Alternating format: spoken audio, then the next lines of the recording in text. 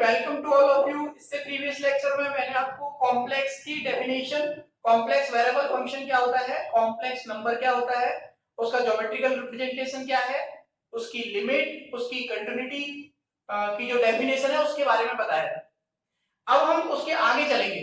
मैंने बताया था आपको कि अगर कोई फंक्शन कंटिन्यूअस है तो वो एक पर्टिकुलर पॉइंट पर कंटिन्यूअस होगा। अगर उस पूरे रीजन के अंदर जितने भी पॉइंट हैं और अगर वो हर पॉइंट पे कंटिन्यूअस है तो उसको क्या बोलते हैं, यूनिफॉर्म कंटिन्यूअस। ठीक है, तो यहां पर देखो एक डेफिनेशन है, एक समान सातत्यता, यूनिफॉर्म कंटिन्यूटी। अगर कोई फंक्शन किसी क्षेत्र के अंदर आने वाले प्रत्येक बिंदु पर कंटिन्यूअस हो जाए तो हम कहेंगे कि साहब ये जो फंक्शन है ये क्या है, यूनिफॉर्म कंटिन्यूअस है इस डिफाइंड रीजन में। इसकी डेफिनेशन हमने रियल एनालिसिस में जो रियल वैल्यूड फंक्शन होता है वहां पे भी यूनिफॉर्म कंटिन्यूटी की डेफिनेशन पढ़ी है। यहाँ कॉम्प्लेक्स एनालिसिस में केवल क्या चेंज हो रहा है कि रियल वैल्यूड फंक्शन के प्लेस पर कॉम्प्लेक्स वैल्यूड फंक्शन है जिसको डिनोट करते हैं हम w equal to F of Z से। तो ये डेफिनेशन है उसकी कि अगर कोई फंक्शन एफ जेड किसी क्षेत्र कैपिटल डी में एक समान सातत्य कहलाता है यदि कंडीशन क्या है कि mod of F of Z one minus F of Z two का जो मॉडुलस है वो लेस देन एप्सिलॉन होना चाहिए, जबकि mod of z1 minus z2 is less than delta. Delta epsilon एक दूसरे पे डिपेंडेंट होते हैं, is very small is greater than equal to positive है, पॉजिटिव आर्बिट्रेरी कांस्टेंट है। यहां z1 और z2 उस डिफाइंड रीजन में कोई भी पॉइंट हो सकता है। तब आप कहोगे कि जो फंक्शन है f ऑफ z वो कैसा है, एक समान सातत्य है यानी यूनिफॉर्म कंटीन्यूअस है। ऐसे रियल एनालिसिस में वहां पर केवल क्या लिख देते हो आप, x1 fx1 minus fx2 is less than epsilon, then implies x1 minus x2 is less than delta where x1 and x2 belong into capital R। यहां पर डिफाइंड रीजन हो गया, उस रीजन के अंदर का कोई भी पॉइंट होगा और इस कंडीशन को वो ट्रू करेगा। Mod of f of z1 minus f of z2 का जो मॉडुलस है वो एप्सिलॉन से छोटा होना चाहिए, जबकि mod of z1 minus z2 less than delta. तब हम कहेंगे कि जो फंक्शन f z है वो कैसा है, एक समान सातत्य। दूसरा पॉइंट यहां से स्टार्ट करेंगे। अब अवकलनीयता, डिफरेंशिएबिलिटी, ये बहुत इंपॉर्टेंट है क्योंकि इसके आगे जो पढ़ोगे आप उसमें एनालिटिक वर्ड जुड़ जाएंगे। डिफरेंशिएबिलिटी भी आप लोगों ने रियल एनालिसिस में पढ़ी है। 11th क्लास में, 11th 12th क्लास में आप लोग डिफरेंशिएबिलिटी की डेफिनेशन पढ़ते हो कि अगर कोई फंक्शन डिफरेंशिएबल है, रियल वैल्यू फंक्शन, तो वहां पे क्या होता है, लेफ्ट हैंड डेरिवेटिव निकालते हैं पहले हम, फिर राइट हैंड डेरिवेटिव निकालते हैं। अगर किसी पर्टिकुलर पॉइंट पर ये दोनों डेरिवेटिव एक दूसरे के बराबर हो जाते हैं तो हम कहते हैं कि साहब left hand derivative right hand derivative के बराबर है, इसलिए ये जो फंक्शन है ये इस पॉइंट पर क्या है, डिफरेंशिएबल। ठीक है, अगर हर पॉइंट पे डिफरेंशिएबल होता है तो बोल देते हैं कि इस पूरे रीजन में जितने भी पॉइंट हैं इन सब पर ये डिफरेंशिएबल। अब यहां पर केवल चेंज क्या हो रहा है, जो आप left hand derivative right hand derivative निकालते हो वो डेरिवेटिव क्या होना चाहिए, डिफाइन होना चाहिए और डिफरेंशिएबल होना चाहिए, डिफाइन एंड डिफरेंशिएबल, तब जाके वो आगे की जो डेफिनेशन है वो बनेगी। तो यहां पे फंक्शन क्या होना चाहिए, पहले फंक्शन डिफाइन हो और उसका जो अवकल गुणांक है वो फाइनाइटली एग्जिस्ट हो, परिमित रूप से विद्यमान हो और यूनिक हो, अद्वितीय हो। अद्वितीय परिमित रूप से अगर वो विद्यमान है तो हम कहेंगे कि सर ये फंक्शन जो है ये कैसा है, अवकलनीय। तो यहाँ डेफिनेशन है कि w equal to F of Z, क्षेत्र कैपिटल डी में परिभाषित z का एक फलन है, तो एफ जेड जेड पर अवकलनीय फलन कब कहलाएगा, जब उसका derivative F S Z. F dash Z कैसे लिखते हो आप, फर्स्ट प्रिंसिपल से, limit delta Z tends to 0 F of Z plus delta Z minus F of Z divide by delta Z. परिमित रूप से विद्यमान एवं अवकलनीय हो, परिमित रूप से विद्यमान एवं अवकलनीय, अवकलनीय में अद्वितीय आना चाहिए, विद्यमान एवं अद्वितीय। ठीक है, f dash z equal to limit z delta z tends to 0 f of z plus delta z minus f of z upon delta z। ये जो डेरिवेटिव है ये क्या हो, फाइनाइटली एग्जिस्ट करे, परिमित रूप से विद्यमान हो एवं अद्वितीय यानी यूनिक हो। तब हम कहेंगे कि अगर डेरिवेटिव यूनिक है तो इसका मतलब फंक्शन जो है वो उस रीजन में क्या है, डिफरेंशिएबल। ठीक है, तो ये डेफिनेशन आप लोगों ने रियल एनालिसिस में रियल वैल्यू फंक्शन की पढ़ी है, या कॉम्प्लेक्स एनालिसिस में हम कॉम्प्लेक्स वैल्यू फंक्शन की पढ़ रहे हैं। नेक्स्ट एक नोट पॉइंट है, f of F of Z का जेड नॉट पर अवकल गुणांक, ये जेड नॉट कोई पॉइंट है जिस पर आपको क्या करना है, डेरिवेटिव लिखना है। तो डेरिवेटिव कैसे लिखा जाएगा, F dash Z naught is equal to limit Z tends to Z naught. इस फॉर्मूले को ध्यान रखना, ये आगे काम आएगा। F of Z minus F of Z naught divide by Z minus Z, ये आपका क्या बन गया, डेरिवेटिव बन गया। फंक्शन एफ जेड का बिंदु पॉइंट जेड नॉट पर अवकल गुणांक यानी डेरिवेटिव ये लिखा जाएगा, limit Z tends to Z naught F of Z minus F of Z naught divide by Z minus Z naught. तो दो डेफिनेशन हो गए, एक हो गई एक समान सांतत्यता और दूसरी हो गई अवकलनीयता। उसके बाद ये एक नोट पॉइंट हो गई, ये तीनों चीज आप लोग नोट कीजिए। इसके आगे की डेफिनेशन मैं आपको बताता हूं, उसको बताने से पहले मैं आपको एक डिफरेंशियबिलिटी का एक क्वेश्चन बताऊंगा, डिफरेंशियबिलिटी का क्वेश्चन करके बताऊंगा, उसके बाद फिर आगे की डेफिनेशन बताऊंगा, ठीक है। तो ये नोट करो आप पहले।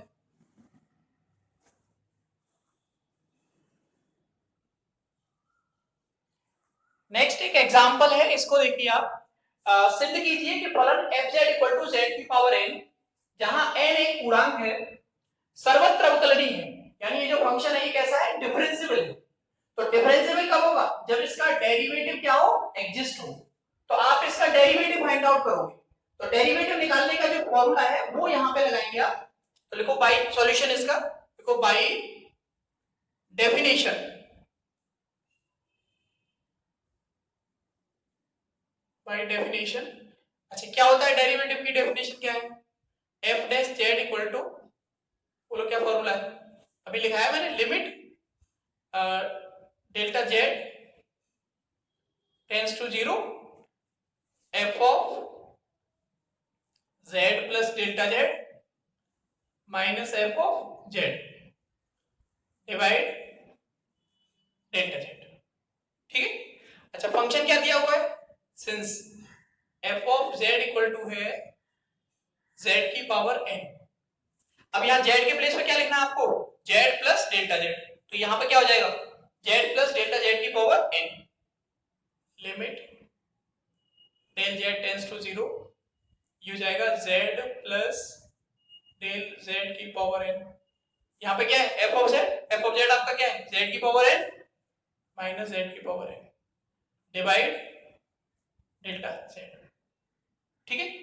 अच्छा एक बायनोमियल एक्सपेंशन पढ़ा है हमने 11th क्लास में, x प्लस a की पावर n का प्रसार, expansion of the binomial expansion of x plus a की पावर n, क्या फॉर्मूला होता है, nc0 1 हो जाता है x की पावर n, फिर आता है nc1 यानी कि n x की power n minus 1 into a। Next बोलो क्या आता है, nc2 मतलब n minus 1 divide factorial 2 x to the power n minus 2 into a square. इस तरीके से आगे चलता है एंड सो इसमें लगाओ यार, limit delta Z tends to 0।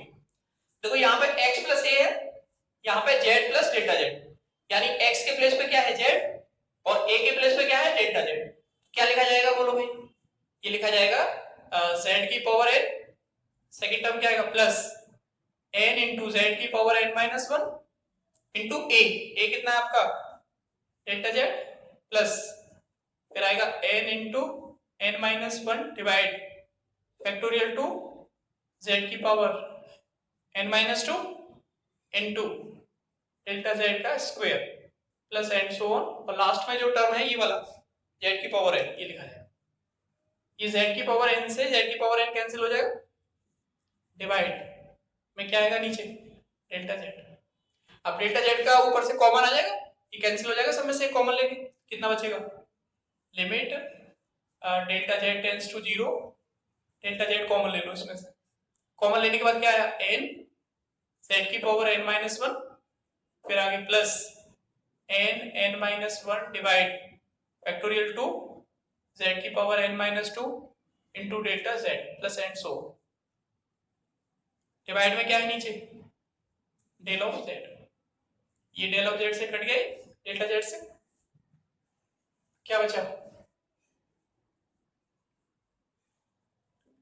देखो यहाँ पे डेल्टा जेड टेंड्स टू 0 है, यहाँ डेल्टा जेड के प्लेस पे 0 हो जाएगा, तो आगे वाले सभी टर्म 0 हो जाएंगे, केवल क्या बचेगा ये बचेगा, यानी वैल्यू आएगी यहाँ पे F dash Z is equal to N Z की पावर एन माइनस वन। ठीक है, और ये कैसी वैल्यू है? एक अद्वितीय वैल्यू, फाइनाइट वैल्यू है और यूनिक वैल्यू। ये क्या है? एक अद्वितीय वैल्यू, अद्वितीय है। ठीक है, यानी कि डेरिवेटिव जो है वो कैसा है? फाइनाइटली एग्जिस्ट, परिमित रूप से विद्यमान और अद्वितीय है। देखेंगे चूंकि अवकल गुणांक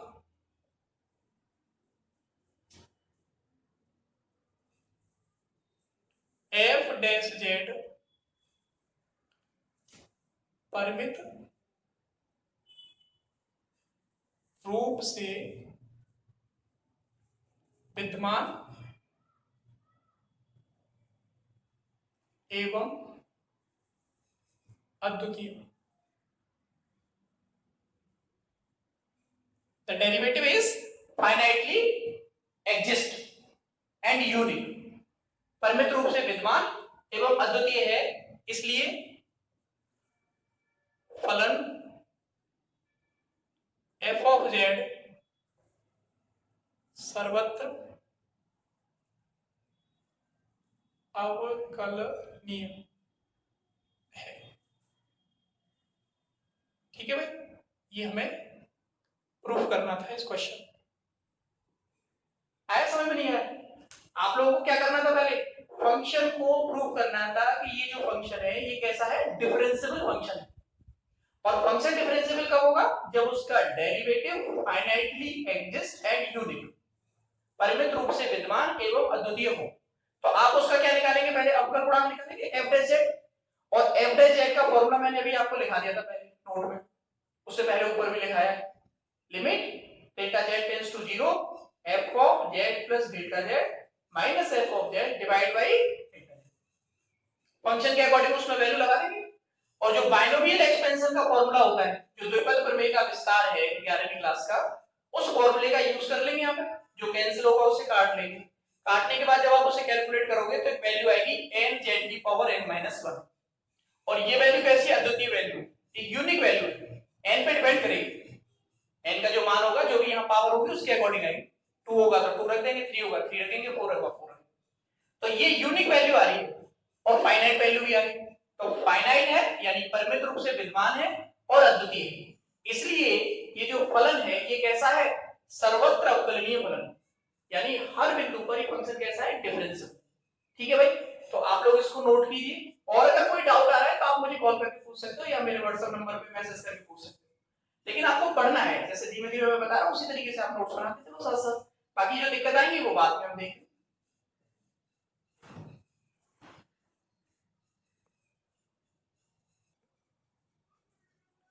नेक्स्ट देखिए, थ्योरम है ये, परिमित अवकलज के अस्तित्व के लिए सांतत्यता आवश्यक प्रतिबंध है परंतु पर्याप्त नहीं। Continuity is the necessary but not a sufficient condition for the existency of a finite derivative. इसका मतलब क्या है? पहले इस थ्योरम को समझो आप। ये थ्योरम है कि हर कंटिन्यूअस फंक्शन जरूरी नहीं है कि वो डिफरेंशिएबल भी हो। अगर कोई फंक्शन कंटिन्यूअस है तो वो डिफरेंशिएबल हो भी सकता है और नहीं भी हो सकता। लेकिन इसका उल्टा अगर आप देखें, अगर कोई फंक्शन डिफरेंशिएबल है तो वो डेफिनेट कंटिन्यूअस होगा। Every differentiable function is always continuous. तो आपको यहां प्रूव करना है कि जो कंटिन्यूटी है वो एक आवश्यक प्रतिबंध है। मतलब आपको ये प्रूव करना है कि जो कंटिन्यूटी, अगर कोई फंक्शन डिफरेंशिएबल है तो कंटिन्यूअस होगा, और अगर वो कंटिन्यूअस है तो वो डिफरेंशिएबल हो ना हो ये जरूरी नहीं। तो पहले हम क्या करेंगे, जो फंक्शन है हमारा fz उसको ये मान के चलेंगे कि सभी डिफरेंस। तो यहां मान लिया हमने कि फंक्शन कैसा है? डिफरेंशिएबल है। ऐसे माना फलन f ऑफ z एक अवकलनीय फलन है। Suppose the function f of z is a differentiable function. Now, therefore, f of z minus f of z naught is equal to f of z minus F of Z not, इसमें divide कर दिया हमने किससे, Z minus Z not से, और उतने का ही multiply कर दिया जेड माइनस जेड नॉट, दोनों तरफ लिमिट लगा दी, taking limit Z tends to Z naught, यानी limit Z tends to Z naught F of Z minus F of Z naught, दोनों तरफ लगाएंगे limit, limit Z tends to Z naught F of Z minus F of Z naught divide z minus Z naught into limit Z tends to Z naught, अलग अलग हो जाएगा दोनों, Z minus Z not, इसको अलग अलग करेंगे आप, limit Z tends to Z naught F of Z minus, इसमें जेड है नहीं, ये सीधा रहेगा एफ ऑफ जेड नॉट, ये क्या हो गया, ये डेरिवेटिव हो गया एफ डैश जेड नॉट। मैंने आपको एक नोट लिखा है, उस नोट में ही लिखा है मैंने आपको, उसे देखो आप ऊपर वाले, F dash Z zero equal to ये होता है, तो इसके प्लेस पर ये आ जाएगा इनटू, यहाँ जेड नॉट हो जाएगा Z not minus Z naught, यानी जीरो हो गया, Z not minus Z not क्या हो गया, जीरो हो गया, जीरो, सिंस क्योंकि एफ डैश जेड नॉट ये कैसी वैल्यू है, फाइनाइट वैल्यू है।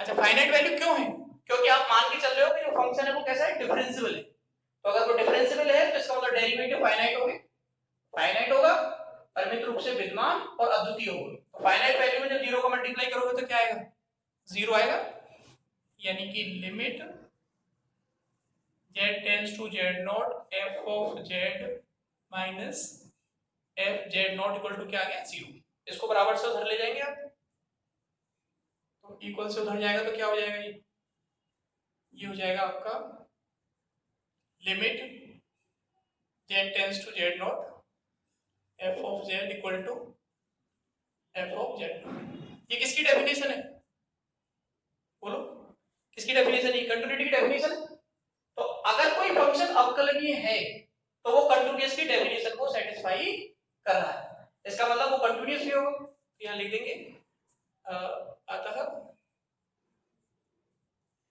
फलन f ऑफ z एक कैसा फलन है, संतत फलन है, तो अगर फंक्शन डिफरेंशिएबल है तो वो कंटिन्यूअस होगा, तो every differentiable function is continuous always, अतः hence the function f of z is continuous, तो डिफरेंशिएबल आप मान के चल रहे थे और कंटिन्यूअस आपने प्रूव कर दिया, तो हर डिफरेंशिएबल फंक्शन कंटिन्यूअस होता है। अब आपको प्रूव करना है कि हर कंटिन्यूअस फंक्शन डिफरेंशिएबल नहीं होता है, तो हम यहां पर एक ऐसा एग्जांपल देंगे, यानी इस थ्योरम का जो इनवर्स है, विलोम है, वो सदैव सत्य हो ये आवश्यक नहीं, यहां लिख दो आप चाहो तो, परंतु इस प्रमेय का विलोम सत्य हो यह आवश्यक नहीं है, यानी कि अगर फंक्शन कंटिन्यूअस हो तो जरूरी नहीं है वो डिफरेंशिएबल हो भी सकता है और नहीं भी हो सकता, तो आपको एक ऐसा एग्जांपल देना है कि जो एग्जांपल क्या हो, कंटिन्यूअस तो हो पर डिफरेंशिएबल ना हो, तो हमारी बात प्रूव हो जाएगी कि हर कंटिन्यूअस फंक्शन डिफरेंशिएबल नहीं होता, जबकि हर डिफरेंशिएबल फंक्शन कंटिन्यूअस होता है, ये हम प्रूव कर चुके, ठीक है, तो आप इसको नोट कीजिए, फिर मैं आपको वो एग्जांपल लिखा देता हूं, फिर उसका सॉल्यूशन बता दूंगा कि कैसे करना है।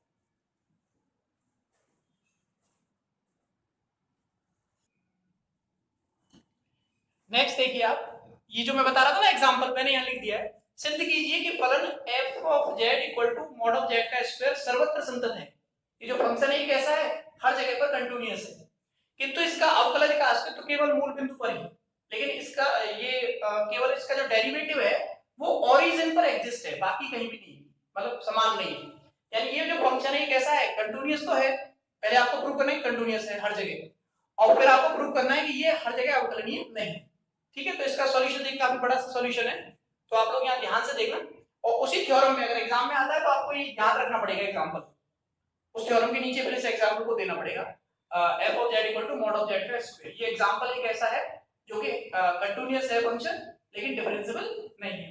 तो सॉल्यूशन देखो इसका, आपको जो दिया है we have f of z equal to mod of z का स्क्वायर। अच्छा z क्या होता है, हमारा कॉम्प्लेक्स नंबर है, और z को क्या लिखते हो आप, x plus iota y, x plus iota y। Complex number को ऐसे लिखा जाता है, z इक्वल टू होता है x प्लस आयोटा y, इसके मॉडुलस का स्क्वायर हो गया। अच्छा कॉम्प्लेक्स नंबर का मोड कैसे लेते हैं हम, जैसे मान लो मोड ऑफ z निकालना है आपको, क्या आएगा, square root of x square plus y square. तो ये क्या बन जाएगा, square root of X square plus Y square, और इसका होल स्क्वायर है, होल स्क्वायर करेंगे तो क्या आएगा, स्क्वायर रूट हट जाएगा, X square plus Y square. ये वैल्यू आ गई एफ ऑफ जेड। अभी देखो एक्स और वाई में क्या बन गया, बहुपद बन गया, और ये हमेशा क्या होता है, कंटिन्यूअस होता है।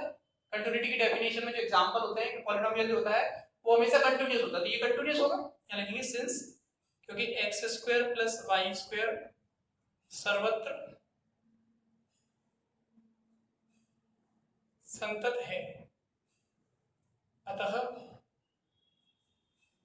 फलन f ऑफ z सर्वत्र संतत फलन है। Hence the function f of z is continuous everywhere, her point पर कंटिन्यूअस। अब हमें चेक करना है कि क्या ये डिफरेंशिएबल होगा। भाई अगर डिफरेंशिएबल होगा तो डिफरेंशियल इसका जो डेरिवेटिव है वो फाइनाइटली एग्जिस्ट होना चाहिए, तो डेरिवेटिव निकालेंगे हम, यानी डिफरेंशिएबिलिटी चेक करेंगे। नाउ बाय डेफिनेशन, जो डिफरेंशिएबिलिटी की डेफिनेशन है, क्या फॉर्मूला होता है बोलो, f dash z equal to limit z tends to, या delta z tends to 0, f of z plus delta z minus f of z divide by delta z। अच्छा f of z क्या है आपका, f of z है हमारा mod of z का square. तो यहाँ पर देखो आप, यहाँ z प्लस डेल्टा z आ रहा है, तो यहाँ f ऑफ z को क्या लिखा जा रहा है, मॉड ऑफ z का स्क्वायर। इस z के स्थान पर क्या आ जाएगा, z प्लस डेल्टा z, यहाँ पे आ जाएगा, यानी z की जगह क्या लिखना है हमें, z प्लस डेल्टा z। तो क्या बनेगा,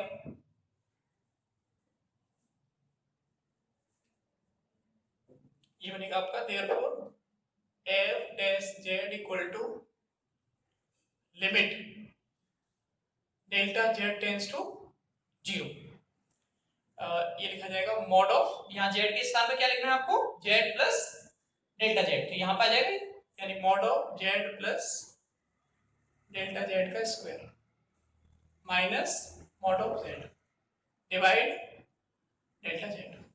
ठीक है। अच्छा एक फॉर्मूला होता है मॉड ऑफ z का स्क्वायर आएगा, फॉर्मूला होता है मॉड ऑफ z का स्क्वायर इक्वल टू होता है z इंटू z का कॉन्जुगेट। कॉन्जुगेट जानते हो आप, मैं यहाँ लिख देता हूँ, जैसे z अगर आपका ये है x plus iota y, complex number ऐसे लिखा जाता है, इसका कॉन्जुगेट कैसे लेते हो आप, संयुग्मी। कॉन्जुगेट के लिए क्या करना पड़ता है, केवल आयोटा के सामने का जो साइन होता है वो परिवर्तित हो जाता है, यानी x माइनस आयोटा y। और मॉड कैसे लिखा जाता है, मॉड ऑफ z का आपको बताइए, mod of z is equal to square root of x square plus y square. इसमें रिलेशन होता है ये जो मैंने लिखा है, मॉड ऑफ z का स्क्वायर इक्वल टू होता है z इंटू z का कॉन्जुगेट। तो देखो ये क्या बनेगा, ये बनेगा limit delta z tends to 0 z plus delta z, यहाँ z के स्थान पर क्या आ रहा है, z प्लस डेल्टा, तो z plus delta z into z plus delta z का कॉन्जुगेट। ये समझ में आ रहा है कैसे लिखा है, देखो यहाँ z था मॉड के अंदर, यहाँ मॉड के अंदर क्या है, z प्लस डेल्टा z। तो आप अगर z होता है तो क्या लिखते हैं, z इंटू z का कॉन्जुगेट, और अगर अंदर क्या है z प्लस डेल्टा z है तो क्या लिखा जाएगा, z plus delta z into z plus delta z का conjugate minus z into z का conjugate divide by delta z. इसको कैलकुलेट करेंगे थोड़ा। अच्छा, कॉन्जुगेट में एक प्रॉपर्टी होती है Z1 प्लस Z2, दो कॉम्प्लेक्स नंबर के सम का कॉन्जुगेट कर रहे हो आप तो दोनों का अलग अलग हो जाता है, Z1 का कॉन्जुगेट प्लस Z2 का कॉन्जुगेट। तो ये यहां लगा देंगे इसमें, डेल्टा Z टेंस टू 0, ये क्या होगा Z प्लस डेल्टा Z, और ये अंदर क्या बन जाएगा, ये बन जाएगा Z conjugate plus delta Z का conjugate minus Z into Z का कॉन्जुगेट डिवाइड डेल्टा Z। इसको मल्टीप्लाई करो, limit delta Z tends to 0, इसका मल्टीप्लाई यहाँ होगा Z इंटू Z का कॉन्जुगेट, इसका मल्टीप्लाई यहाँ होगा plus Z into delta Z का कॉन्जुगेट, इसका मल्टीप्लाई यहाँ करेंगे plus delta Z into Z conjugate, और इसका मल्टीप्लाई यहाँ होगा plus delta Z into delta Z का conjugate minus Z into Z का कॉन्जुगेट। डिवाइड में क्या आ रहा है, डिवाइड में आ रहा है डेल्टा Z। तो देखो ये इससे कैंसिल हो गया, ये वाला दोनों कैंसिल हो गए, यानी कि limit delta Z tends to 0, ये चल रहा है हमारा क्या f डैश Z, इसका डिवाइड हो जाएगा पूरे में। तो इसमें डिवाइड करोगे तो देखो क्या होगा, यहाँ पर बचेगा आपका, ये कैंसिल हो जाएगा, इसमें अलग डिवाइड कर दो, इसमें अलग और इसमें अलग, तीनों में अलग अलग डिवाइड कर दो, तो यहाँ पे क्या बचेगा, यहाँ बचेगा Z का कॉन्जुगेट, ये बचेगा Z का कॉन्जुगेट इसमें। अच्छा, यहाँ पे क्या बचेगा, यहाँ पे बचेगा प्लस डेल्टा Z का कॉन्जुगेट, यहाँ पे ये से कैंसिल हो जाएगा, और जब इसमें डिवाइड करोगे तो बचेगा plus Z into delta Z का conjugate divide by delta Z, ये वैल्यू बचेगी। इसको बना लेंगे इक्वेशन 1, और ये आपका क्या है f डैश Z। अब इसको, क्योंकि Z जो होता है ना, देखो Z में क्या लिखा जाता है x प्लस आयोटा y, यानी रियल एक्सिस पर चलते हैं हम कुछ पॉइंट, कुछ डिस्टेंस, और कुछ इमेजिनरी पे चलते हैं, तो दोनों एक्सिस आती हैं। तो जब आप डिफरेंशिएशन सॉल्व कर रहे हो तो दोनों एक्सिस के अलोंग लेंगे, एक बार x एक्सिस के अनुदिश x में परिवर्तन हो, y में ना हो, और एक बार अलोंग का y एक्सिस में चेंज हो, x में ना हो। तो यहाँ दो कंडीशन बनेंगी इसके नीचे। तो पहली कंडीशन आएगी केस फर्स्ट, केस जो फर्स्ट है वो लिखा जाएगा इस तरीके से, फर्स्ट इक्वेशन को लिखा रहने दे रहा हूं मैं अभी, यहां लिखेंगे केस फर्स्ट। अच्छा, x एक्सिस जो होती है उसको वास्तविक अक्ष भी बोलते हैं, तो चाहे तो आप लिख दो अलोंग x एक्सिस, x अक्ष के अनुदिश, चाहे लिख दो वास्तविक अक्ष के अनुदिश, या अलोंग द रियल एक्सिस। यहाँ क्या लिखेंगे, x अक्ष के अनुदिश। अच्छा, x अक्ष के अनुदिश चलेंगे हम पहले। जब आप x अक्ष पर चल रहे हो तो इसका मतलब x में चेंज हो रहा है, ये x अक्ष होती है, ये आपकी y अक्ष ओरिजिन, x में चेंज हो रहा है, y में चेंज नहीं हो रहा, तो इसका मतलब delta y equal to 0, tends to 0 या इक्वल टू। अच्छा, z इक्वल टू क्या होता है, डेल्टा z इक्वल टू क्या होगा, delta x plus delta y, iota delta y, delta y 0 हो गया, then implies delta z equal to क्या हो जाएगा, डेल्टा x। ये आपको इस इक्वेशन में पुट करना है, लिखेंगे फ्रॉम इक्वेशन फर्स्ट, x अक्ष के अनुदिश डेरिवेटिव देखेंगे, फिर ऐसे ही y अक्ष के अनुदिश डेरिवेटिव देखेंगे। x अक्ष के अनुदिश देख रहे हैं हम एक बार, f dash z is equal to limit, यहाँ पे डेल्टा z टेंस टू 0 है, और डेल्टा z इक्वल टू क्या हो रहा है, डेल्टा x हो रहा है। तो देखो यहाँ तो डेल्टा z है नहीं, ये तो अलग हो जाएगा, यहाँ पे डेल्टा z का कॉन्जुगेट है, तो कॉन्जुगेट क्या होगा इसका भाई, डेल्टा z का जब आप कॉन्जुगेट करोगे तो ये रियल है, और रियल का कॉन्जुगेट क्या होता है, सेम वही वापस आ जाता है, यानी डेल्टा x ही आएगा, क्योंकि रियल नंबर का कॉन्जुगेट क्या होता है, वापस सेम वैल्यू ही होती है। तो डेल्टा z का कॉन्जुगेट इक्वल टू क्या होगा, डेल्टा x। तो इसमें पूरे में वैल्यू पुट करो आप, तो देखो यहाँ पे क्या रहेगा, ये हो जाएगा डेल्टा x टेंस टू 0। अभी क्या था यहाँ पे, डेल्टा z टेंस टू 0। अच्छा, डेल्टा z इक्वल टू क्या आ रहा है, डेल्टा x, तो डेल्टा z के प्लेस पे क्या रख दिया आपने, डेल्टा x। तो इसको कैलकुलेट करेंगे आप, इसको z ही रहने देता हूँ क्योंकि इसमें क्या है, z डेल्टा z है ही नहीं। इसको देखो आप, इसके प्लेस पे क्या आ जाएगा, इसके प्लेस पर आ जाएगा डेल्टा x। प्लस यहाँ पर देखो जेड ऐसे रहने दो एज इट इज। अच्छा डेल्टा जेड का कॉन्जुगेट क्या हो गया delta x divide delta Z कितना है हमारा डेल्टा एक्स, ये इससे कैंसिल हो गया। Delta X tends to zero है तो ये जीरो हो जाएगा, तो वैल्यू क्या आएगी जेड का कॉन्जुगेट प्लस जेड, ये वैल्यू आ रही है किसकी एफ डैश जेड की, इसको बना लेंगे इक्वेशन 2। ठीक है, ये आपने जो डेरिवेटिव निकाला है ये अलोंग द एक्स एक्सिस निकाला है। जब आपने डेरिवेटिव लिया है अलोंग द एक्स एक्सिस, जब एक्स एक्सिस के अलोंग डेरिवेटिव ले रहे हैं तो हम क्या करेंगे डेल्टा y इक्वल टू 0 मानेंगे। जब आप एक्स एक्सिस पे चल रहे हो तो y में कोई चेंज नहीं हो रहा, केवल चेंज किस में हो रहा है एक्स कोऑर्डिनेट, तो x में चेंज हो रहा है तो डेल्टा y को 0 रखें। ऐसे ही सेम आपको y के लिए लेना है अलोंग y एक्सिस, y अक्ष के अनुदिश, तो y अक्ष के अनुदिश क्या करना है हमें डेल्टा x इक्वल टू 0 करना है और डेल्टा x इक्वल टू 0 करके उसको कैलकुलेट करना है। कैलकुलेट करके अगर वो इसके बराबर आ रहा है तो इसका मतलब क्या होगा फंक्शन इज डिफरेंशिएबल, समान हो गया, और अगर वो अलग आ रहा है तो फंक्शन इज नॉट डिफरेंशिएबल। तो केस सेकंड देखेंगे, इसके बाद यहाँ पे लिखेंगे केस 2 और x अक्ष के स्थान पर केवल क्या हो जाएगा y अक्ष हो जाएगा, y अक्ष के अनुदिश हो गया सेकंड केस, यहाँ पर आएगा y अक्ष के अनुदिश। अच्छा अलोंग y एक्सिस के लिए क्या करेंगे आप, जब y पे चल रहे हो आप तो x में कोई चेंज नहीं, delta x equal to 0 since क्योंकि डेल्टा z कितना है आपका बोलो delta x plus iota delta y, क्यों है ये क्योंकि z इक्वल टू क्या होता है x plus iota y, complex number है, कॉम्प्लेक्स नंबर को z से डिनोट करते हैं और कैसे लिखा जाता है x प्लस आयोडा y, तो डेल्टा x के प्लेस पर 0 करो तो क्या आएगा डेल्टा z इक्वल टू ये 0 हो गया तो आया आयोडा डेल्टा y। अब आप इक्वेशन 1 से चलो, from equation 1 f dash z, यहां पर डेल्टा z है, देखो डेल्टा z टेंस टू 0 तो आयोडा डेल्टा y टेंस टू 0 हो जाएगा, तो आयोडा तो 0 में चला गया, केवल क्या लिखा जाएगा limit delta y tends to 0, ये तो z है कॉन्जुगेट तो इसको ऐसे ही रहने देंगे।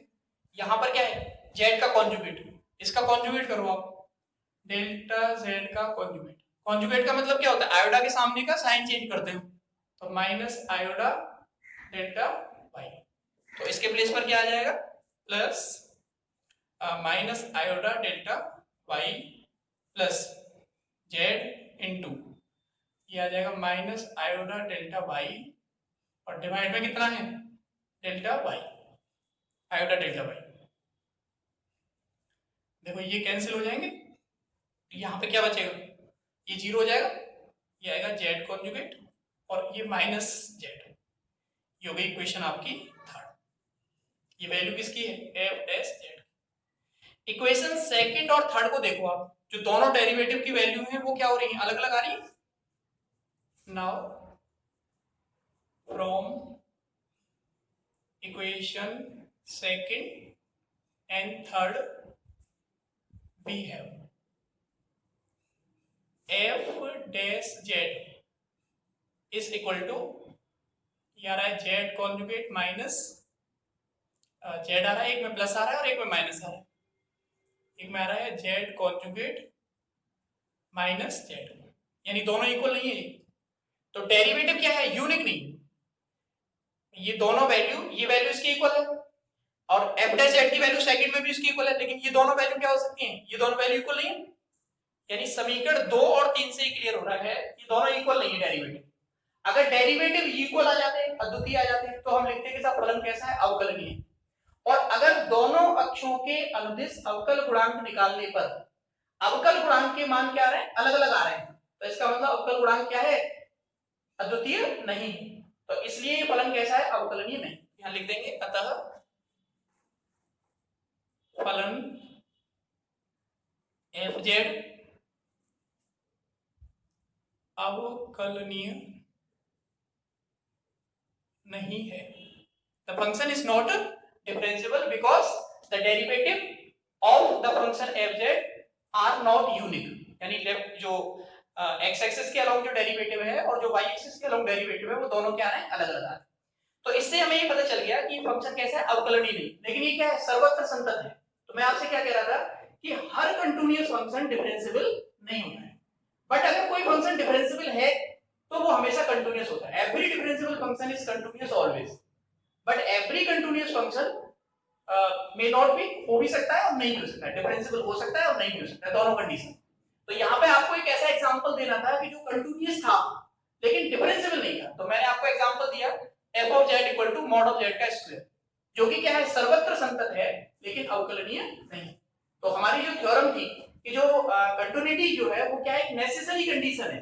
Continuity is a necessary condition for differentiability. अगर कोई फंक्शन डिफरेंशिएबल होगा तो कंटिन्यूअस जरूर होगा, लेकिन अगर वो कंटिन्यूअस है तो डिफरेंशिएबल हो भी सकता है और नहीं भी हो सकता है। तो इस थ्योरम को प्रूव करने के लिए पहले आपको ऊपर वाला पोर्शन प्रूव करना पड़ेगा और उसके बाद फिर आपको क्या करना पड़ेगा, ये एग्जांपल देना पड़ेगा, तब ये पूरी थ्योरम कंप्लीट मानी जाएगी। और यूनिवर्सिटी में कई बार ये क्वेश्चन पूछा गया है, बहुत इंपॉर्टेंट क्वेश्चन है, आप अपनी बुक में देखना, उसके ऊपर लिखा हुआ है, तमाम बात पूछा गया है यूनिवर्सिटी। तो इस क्वेश्चन को आप लोग कंप्लीट करिए और इसके आगे की जो चीजें हैं वो एनालिटिक जो फंक्शन है चैप्टर 3 वो स्टार्ट हो जाएगा। एनालिटिक की डेफिनेशन आएगी, फिर उसमें बेस्ड क्वेश्चंस होंगे, बहुत सारी चीजें हैं। तो आप इसको यहाँ तक नोट कीजिए और यहाँ तक अगर कोई डाउट है तो आप मुझे पूछ सकते हैं, ठीक है।